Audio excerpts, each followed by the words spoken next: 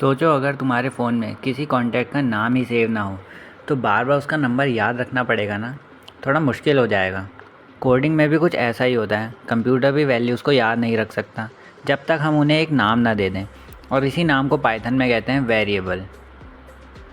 Variable क्या होता है, चलो एक एग्ज़ाम्पल से समझते हैं। मान लो मेरा नाम है राहुल। अगर मुझे कंप्यूटर को मेरा नाम याद करवाना है तो मैं लिखूँगा नेम इक्वल्स टू कोट्स के अंदर राहुल। यहाँ नेम एक वेरिएबल है और राहुल उस वेरिएबल की वैल्यू है। अब अगर मैं लिखूँ प्रिंट नेम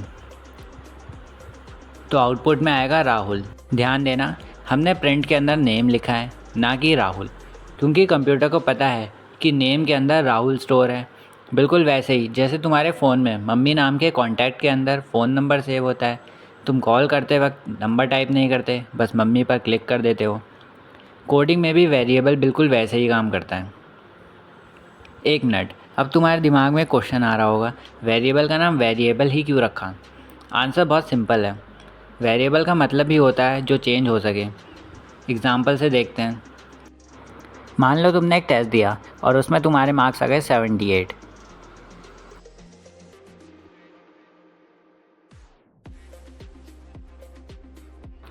तो अब हम इस मार्क्स को प्रिंट कराएंगे तो देखना वैल्यू आ जाएगी 78।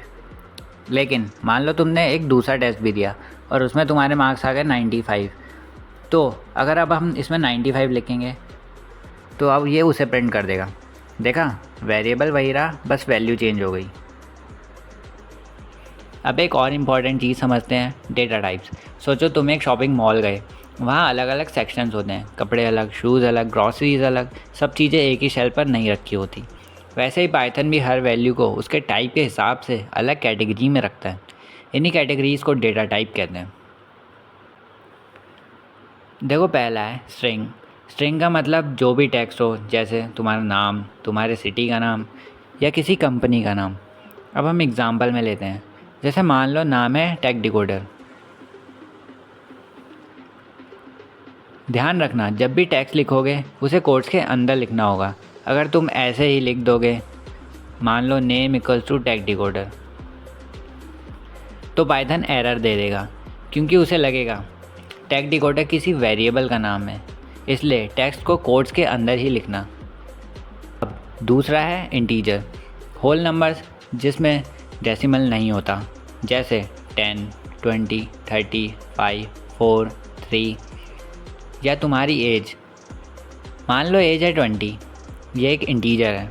लेकिन अगर मैं बोलूँ अब तुम्हारी एज है 20.5, अब ये इंटीजर नहीं रहा क्योंकि डेसिमल आ गया। थर्ड है फ्लोट। जब भी हम नंबर में डेसिमल पॉइंट आ जाए, पाइथन उसे फ्लोट मान लेता है। एग्ज़ाम्पल देखो, प्राइस है 98.99, तो ये एक फ़्लोट है। याद रखना, डेसिमल दिखा मतलब फ़्लोट। अब लास्ट है बूलियन। ये सबसे इंटरेस्टिंग डेटा टाइप है। इसमें सिर्फ दो ही वैल्यूज़ होती हैं, ट्रू या फॉल्स। एग्ज़ाम्पल, क्या तुम स्टूडेंट हो? अगर तुम हो तो ट्रू, नहीं हो तो फॉल्स।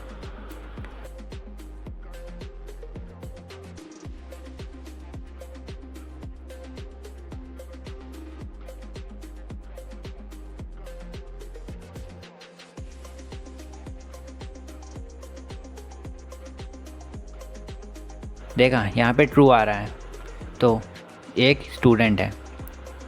जब भी किसी क्वेश्चन का आंसर सिर्फ यस या नो में हो, वहाँ बूलियन का यूज़ होता है। अब एक क्वेश्चन, अगर मुझे ही नहीं पता कि वेरिएबल डेटा टाइप क्या है, तो देखो, कोई टेंशन लेने की ज़रूरत नहीं है, पाइथन के पास इसका भी सॉल्यूशन है।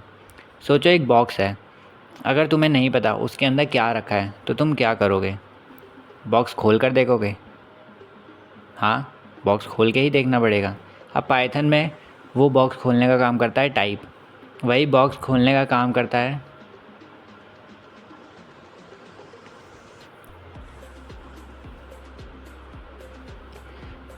अब हम लिखेंगे कुछ वेरिएबल्स और अब उनके हम डेटा टाइप जानने की कोशिश करेंगे।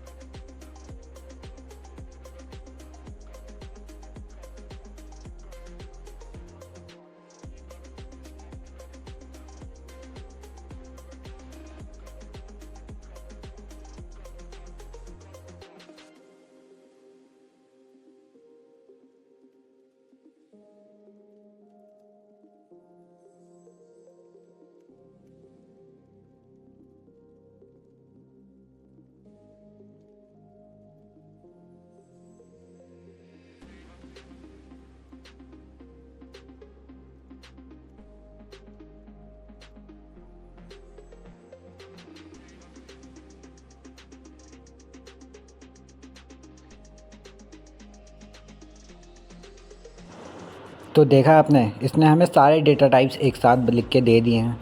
जैसे पहले हमने लिया था इंटीजर, फिर दूसरा फ्लोट, तीसरा स्ट्रिंग और चौथा बूलियन। आई थिंक तुम सब समझ चुके होगे। तो अब देखो तुम्हें क्या करना है। एक वेरिएबल में अपना नाम स्टोर करो, एक वेरिएबल में अपनी एज स्टोर करो, एक वेरिएबल में अपना फेवरेट गेम स्टोर कर लो और तीनों को प्रिंट करो। अगर हो जाए तो कमेंट में लिखना डन, अगर नहीं हो पाए तो कोई बात नहीं, आप कमेंट कर देना, मैं आपके डाउट्स ज़रूर क्लियर करूँगा। And yes guys, keep supporting Tech Decoder like this. Share this series with someone who wants to learn Python. Let's grow this community together, one subscriber and one line of code at a time. See you in the next video. Till then, bye bye, take care.